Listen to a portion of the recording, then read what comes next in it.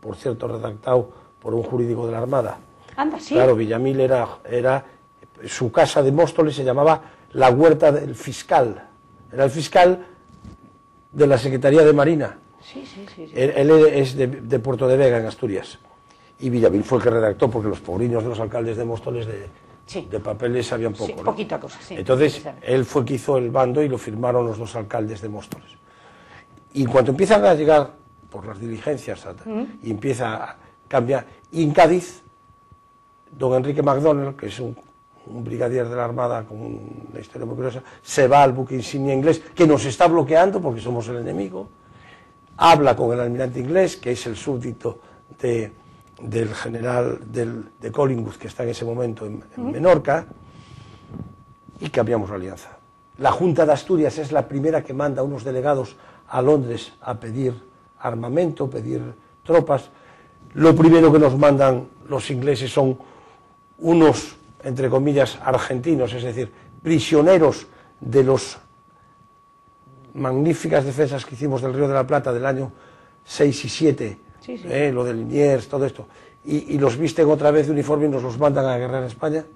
Y en la tragedia de Vivero de 1810 se ahogan tropas, pocos, pero unos cuantos argentinos de esas tropas que mandan los ingleses. Y desde la tragedia de Vivero, donde mueren un padre y un hijo abrazados, hay la costumbre de que no se embarquen en un mismo barco, un padre y un hijo. Costumbre en la Marina de Guerra. Era una real orden, pero yo nunca la he encontrado. El otro día discutimos en Madrid en un foro y no hemos sido capaces de encontrarle esa real orden. No yo sé quién lo ha dicho y dónde está escrito, pero no lo tienes documentado. Pero no lo tengo. No lo tienes documentado. Pero es que don Blas Salcedo, bueno, la Marina le entregó la mar a los ingleses. Bueno, ya somos aliados de los ingleses, ya no nos hacemos. Y todo hombre de la Marina, de general a paje, incluida la maestranza de los arsenales, se fue al frente a luchar. En Ferrol, con la maestranza del arsenal de Ferrol, se constituyó un batallón que se llamaba el Batallón de Desterrados, que fue nada menos que hasta la batalla de Medina de Rosego, ¿no? A mí lo que me da rabia es que, como entonces no había distinción en el empleo militar entre un general de Marina y uno de tierra, cuando dicen, murió el general Riquelme, pues todo el mundo se cree que es un general de tierra. No. Hoy le llamaríamos el vicealmirante Riquelme. Cuando dicen, don Felipe Jado Cajigal mandaba la reserva en la batalla, no saben que era un almirante, porque la palabra almirante no se admite en España. En los Austrias era un empleo, era el segundo comando de una escuadra, ¿no? Las flotas iban protegidas por unas escuadras que mandaba el capitán general, y a retaguardia, por eso los ingleses decían Rear Admiral, el de la retaguardia, el que manda, iba el almirante. O sea que el segundo comando en las escuadras de Indias eran, o en las armadas, era el almirante. Pero con los Borbones son generales de marina, y dice el rey, y se vestirán en un todo igual a mis generales del ejército. Por eso siguen los almirantes usando la faja. Es el único simbolismo. Y las palas de verano son iguales que las de los de tierra. Es lo único que queda en la uniformidad que simboliza ese... Y entonces, como la Marina ya es de los otros se van al frente, y se queda Ferrol sin hombres.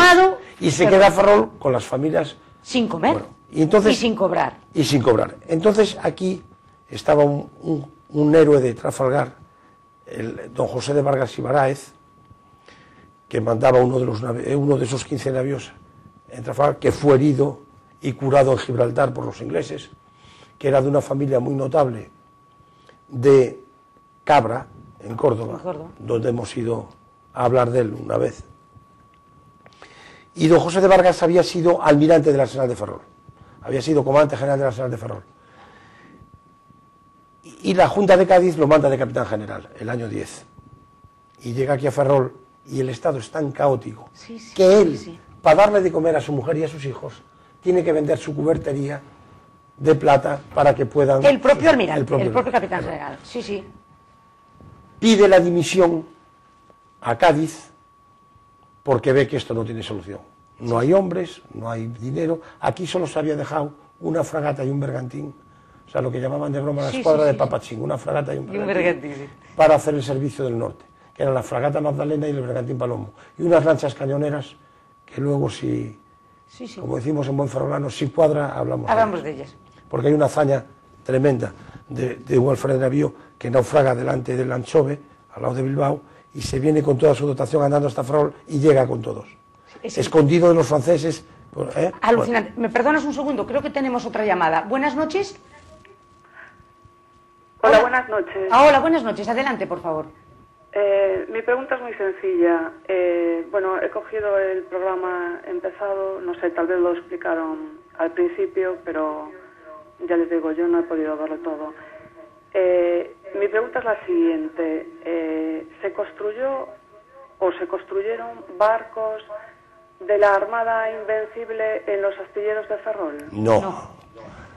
No, en absoluto. Muchas gracias, buenas noches. Eso es 1580, los barcos entonces se hacían casi siempre en la costa vasca, santanderina, lo que se llamaba Cantabria, entonces se llamaba todo.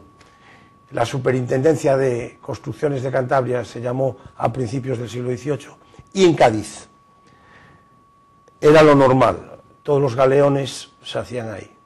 En Ferrol. Pero es una época muy remota para Ferrol. En Ferrol entró la Invencible porque... Para resguardar. Porque el agua se pudrió. Por motivos que son largos de explicar y que hay algunos historiadores ahora mismo que disienten de esto. Pero hasta ahora se ha creído siempre. Drake destruyó un convoy en Cabo San Vicente que iba cargado de duelas de roble curado para hacer los barriles de agua de la Invencible, de lo que se llamó la Invencible, de la Gran Armada. A lo mejor si lo hubiéramos construido aquí... No, hubo que construirlos aquí. Se hicieron en Lisboa con pino dulce y se pudrieron. Y entonces se quedaron sin agua y por eso se entró en La Coruña y en Ferrol. Sí. Y por eso se salió tan tarde, en octubre, que no era época de salir. Pero lo que sí es que no hubo ningún barco, porque entonces Ferrol todavía era una pequeña aldea de pescadores. De Galicia, que yo sepa, barcos de un poco de porte importante se hicieron en Pontevedra y en Vigo, quizá en Vivero. Y en Ferrol a partir del siglo XVIII. Pero Ferrol, barcos de pesca pequeñitos. Y sigue, ¿qué estábamos? Bueno, estábamos con Vargas. Entonces, un buen día llega un navío de Cádiz con el general que venía a relevar a Vargas. Hay un movimiento popular de queja porque alguien difunde, como siempre alguien con muy mala fe, de que en ese barco viene dinero para pagar a la gente y que el general Vargas no lo quiere pagar. Efectivamente en el barco venía un dinero para pagar un armamento que se debía para el frente. Algo había, claro. Algo había, el rumor algo llevaba. Y el general Vargas, para calmar a la gente, ordena izar en la machina trípode, donde está ahora, donde fue la enfermería del Arsenal. Sí. La bandera de pagamento. Pero nada vale. Y una gran masa de pescadoras y de gente de la plaza y tal, vienen gritando a la puerta del dique. Ajá. Y la infantería marina, que custodiaba la puerta del dique, ponen los fusiles en prevengan y dispuestos a disparar. Y el propio general sale de su casa, porque él vivía en la casa del general del Arsenal. Ajá. Les dice al teniente que estaba de guardia: no sea usted bárbaro, no dispare, que son unas pobres mujeres, yo las calmaré, les diré lo que pasa, les daré seguridad, que van a cobrar y que se calmen. Fatal error. Al frente de las mujeres iba la mujer de un carpintero de Ribera, que se llamaba Alarcón, y llevaba como arma de guerra el compás de carpintero de Ribera de su marido, que era un pedazo de compás de madera así terminado en dos puntas de hierro, era para clavarlo en la madera y hacer las curvas, ¿no? Y se lo clavó al almirante en la barriga. Entonces lo despedazaron y sus despojos los llevaron arrastrados hasta la casa del intendente, que estaba en el cuadro de Esteiro, y allí lo dejaron tirado el cadáver. Y es espectacular, he tenido ocasión de leer el expediente que promueve su viuda. Sola, no pide nada, no pide una viudedad mejorada, no pide nada, solo que se restituya el buen nombre de su marido, que ha sido un héroe en Trafalgar, que ha dejado una honrada herencia de limpieza a sus hijos. Y se gastan, y sé lo que se gastaron, los abogados y lo que le cobraron a la señora, y declaró todo el pueblo de Ferrol, todos los estamentos. Entonces, la Revolución Francesa aún estaba muy fresca y había la clase alta, la clase baja, la clase media, y todos declaran de que fue una barbaridad y una salvajada. También se hizo la salvajada de decapitar a esta señora, a la Alarcona, y colgar en la puerta del dique durante 4 días su cabeza. Sí. Y fue la famosa Revolución de 1810. 1810. Luego, eso era el mes de febrero. Sí. Y luego en octubre viene aquí un general que no sabía nada, el pobre era.